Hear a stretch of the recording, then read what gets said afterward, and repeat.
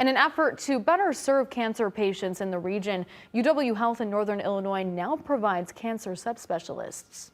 The transition began at the start of 2023 with a new system offering patients access to oncologists who have expertise in one or a few specific cancers. This type of practice is similar to how physicians used to handle all types of injuries and disease until there were specialties created, such as neurologists and podiatrists. UW Health is the first health system in the Rockford area to transition to this model. Having subspecialization will help having better access to the patients, faster access to the patients, because you will be able to mobilize the resources and make it easier for the patient to get their oncologist. Having the doctor concentrate on the patient and having more knowledge about this disease will help the patients to have better outcomes.